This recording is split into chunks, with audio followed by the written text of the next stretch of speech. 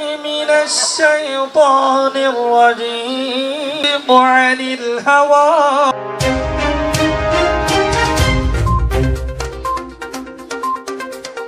অপরূপ TV online.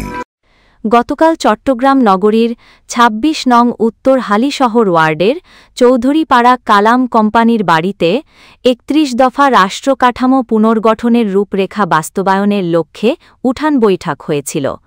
Mosharraf Hossain দীপ্তি বলেন, ধানের শীষ মানে জনগণের অধিকার, ধানের শীষ মানে ভোটের স্বাধীনতা।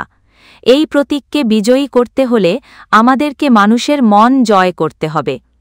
অনুষ্ঠানে সভাপতিত্ব করেন হালিশহর থানা যুবদল নেতা রাসেল করিম রিপন।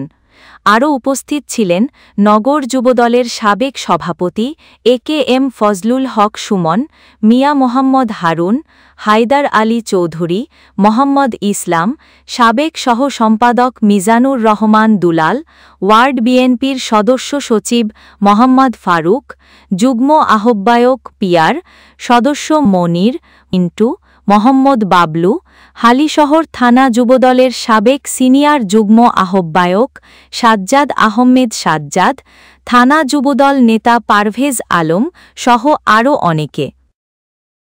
আদর্শকে আমরা এখনো ধারণ করি। এখনো বাংলাদেশে জিয়াউর রহমানকে মুছে ফেলার এত চেষ্টা হয়েছে, 17 বছর লক্ষ কোটি টাকা তারা খরচ করেছে জিয়াউর রহমানকে মুছে ফেলার জন্য।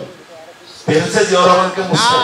মানুষের অন্তরের ভিতর উনি স্থান করে নিয়েছেন ওনার সততা দিয়ে, ওনার আদর্শ দিয়ে, ওনার কালজয়ী বাংলাদেশের মানুষের জন্য যে কর্মযজ্ঞ উনি করে গেছেন। এখনো জিয়াউর রহমানের আদর্শকে আমরা ধারণ করি। জিয়াউর রহমান বাংলাদেশের সবচেয়ে বড় সংস্কারক। জিয়াউর রহমান উনি সবচেয়ে সর্বপ্রথম সংস্কার শুরু করেছেন। সংবিধানে বিসমিল্লাহির রহমানির রহিম সংযোজন করেছেন। সংবিধানে সর্বশক্তিমান মহান আল্লাহর প্রতি আস্থা এবং বিশ্বাস স্থাপনের মধ্য দিয়ে বাংলাদেশে ইসলামী মূল্যবোধের রাজনীতি সূচনা করেছে। জিয়াউর রহমান ওই যে খাল কাটার কর্মসূচির মাধ্যমে কৃষকের আইলে আইলে শ্রমিকের বস্তিতে বস্তিতে যে রাজনীতিকে নিয়ে গেছেন, আজকেও সেই রাজনীতিকে কেউ মুছে ফেলতে পারে নাই। জিয়াউর রহমানের চিন্তাধারা কত স্বচ্ছ। আমরা সবাই মুসলমান হিসেবে সব কাজ শুরু করি বিসমিল্লাহির রহমানির রহিম দিয়ে। এখানে কয়টা হরফ আপনারা জানেন? 19টা হরফ। বিসমিল্লাহির রহমানির রহিমের মধ্যে, এই শব্দের মধ্যে 19টা হরফ। জিয়াউর রহমান কতটুকু ঈমান আমল চিন্তা করে উনি 19 দফা কর্মসূচি দিয়েছিলেন। ওই বিসমিল্লাহির রহমানির রহিমের 19টা হরফের মাথায় রেখে উনি 19 দফা কর্মসূচি দিয়েছিলেন। আল্লাহর রহমত, আল্লাহর বরকত, আল্লাহর শান, এটার মাধ্যমে, এবং উনি সফল হয়েছেন। আমরা যারা মুসলমান, যারা সৌদি আরবে হজ করতে যাই, যে আরাফাতের মাঠ, হজের মাঠ, যেটা যেখানে খুতবা হয়, আল্লাহ রাসূল যেখানে বিদায় হজের ভাষণ দিয়েছেন, যেখানে আদম আলাইহিস সালামের দোয়া কবুল হয়েছে, সেই আরাফাতের মাঠে যে নিম গাছগুলো চতুর্দিকে, আজকে এখানে এত সুন্দর সুন্দর গাছ, বাতাস আসতেছে, পরিপূর্ণভাবে শ্বাস নিতে পারছি। হাজিরা যেখানে নিঃশ্বাস নেয়, শ্বাস নেয় এই গরমের মধ্যে, সেই নিম গাছগুলো আরাফাতের মাঠে যখন যাই, বাংলাদেশের মানুষ হিসেবে আমাদের গর্বে বুক উঁচু হয়ে যায়। আমরা বাংলাদেশী হিসেবে গর্ববোধ করি। জিয়াউর রহমান সে আরাফাতের মাঠে 10,000 গাছ লাগিয়েছেন, যেটাকে আরবের মানুষ সাজারাতুল জিয়া, অর্থাৎ জিয়া গাছ হিসেবে তাদেরকে চিনে। এটা আমাদের জন্য গর্বের। জিয়াউর রহমান ইরাক যুদ্ধে বাংলাদেশের নেতা হিসেবে বিশ্ব মুসলিম উম্মায় ইরাক যুদ্ধ বন্ধ করার জন্য উনি কার্যকর নেতৃত্ব হিসেবে ওআইসিতে কাজ করেছেন। সারা পৃথিবীর নেতা ছিলেন জিয়াউর রহমান। যাই হোক, আজকে তার সহধর্মী বেগম খালেদা জিয়া, যিনি অন্যায়ের কাছে আপোষ করেন নাই বিদায় 6 বছর একটা মিথ্যা বানোয়াট মামলায় 6 বছর কারাগারে ছিলেন। এখানে ছোট ছোট টিম করতে হবে। আমাদের পরিবারে যে সমস্ত স্মার্ট শিক্ষিত মেয়েরা আছে, আমার মারা আছে, খালারা আছে, বোনেরা আছে, সন্তানেরা আছে, মেয়েরা আছে, যারা কলেজ বিশ্ববিদ্যালয়ে পড়ে, অথবা সমাজে যে সমস্ত মহিলা প্রত্যেক ঘরে যেতে পারে, যারা ভালো বলতে পারে বা বুঝাইতে পারে, এদেরকে আপনার এই 31 দফার উপলক্ষে বুঝাই আগে ওনাদেরকে ট্রেনিং করে তারপর প্রত্যেকটা ঘরে ঘরে আমাদের কর্মসূচি থাকবে। এখন ঘরে ঘরে জনে জনে, প্রত্যেক ঘরে কমপক্ষে 4 বার 5 বার 10 বার যেতে হবে এই 1-1.5 মাসের মধ্যে। শিশুর পক্ষে আজকে এই আহ্বানে সাড়া দিয়ে আমাদেরকে উদ্বুদ্ধ করতে এসেছে। আমি প্রথমে ধন্যবাদ জানাই। 2024-এর 5ই আগস্টের পর বিএনপি ভারপ্রাপ্ত চেয়ারম্যান আমাদের দলের নেতা কর্মীদের উদ্দেশ্যে বারবার বলেছেন যে একটা অদৃশ্য শক্তি আমাদের দেশকে পিছনের দিকে নিয়ে যাওয়ার জন্য চেষ্টা করছে। সেই অদৃশ্য শক্তিটি বাংলাদেশেও বিদ্যমান আছে, আন্তর্জাতিক ষড়যন্ত্রের মাধ্যমে বিদ্যমান আছে। আমাদেরকে বুঝতে হবে কারা সেই অদৃশ্য শক্তি। আমরা দীর্ঘ 17 বছর আন্দোলন সংগ্রাম করেছি একসাথে। আমাদের সাথে জোটে অনেক দল ছিল। একটি দল 5ই আগস্টের পরে বিভিন্নভাবে আমাদের সাথে ঘুরেছে, কিন্তু তাদের হাতে ছুরি ছিল, আমরা দৃশ্যমান দেখতে পারি নাই। তারা পিছন থেকে আমাদেরকে ছুরিকাঘাত করছে। আমরা বুঝতে পারছিলাম না কারা আমাদেরকে ছুরিকাঘাত করছে।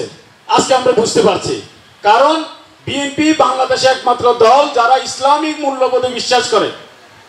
বিএনপির এই দলের প্রতিষ্ঠাতা শহীদ প্রেসিডেন্ট জিয়াউর রহমান 19 দফার কর্মসূচির মাধ্যমে বাংলাদেশের নতুন রাজনীতির সূচনা করেছিলেন এবং বাংলাদেশের সংবিধানে বিসমিল্লাহির রহমানির রহিম সংযোজন করে বাংলাদেশের ইসলামিক মূল্যবোধের যে দল, রাজনৈতিক দল, সেই দল প্রতিষ্ঠা করেছেন।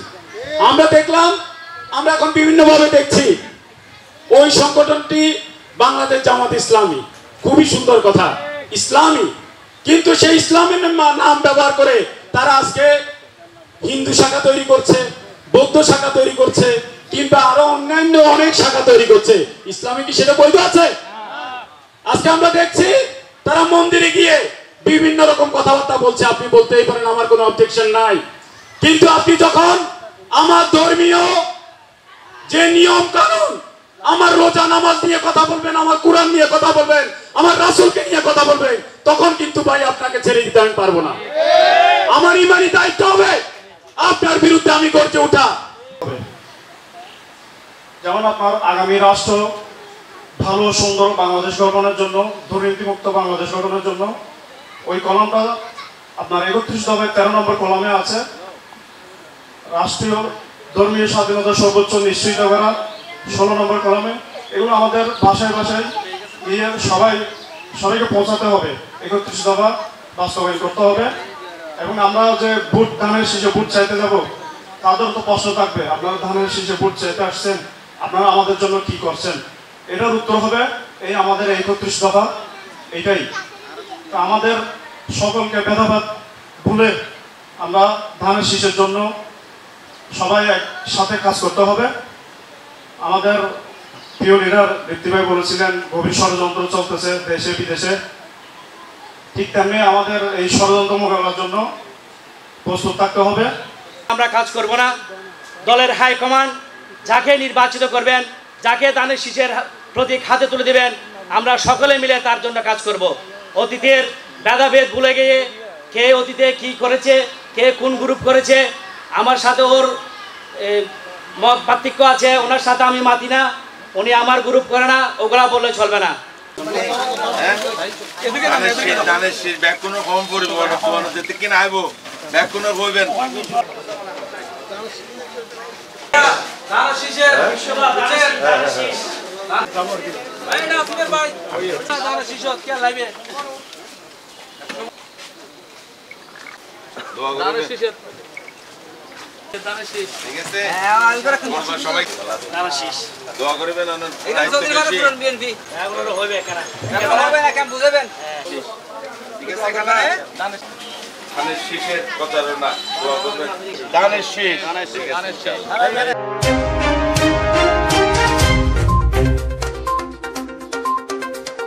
অপরূপ টিভি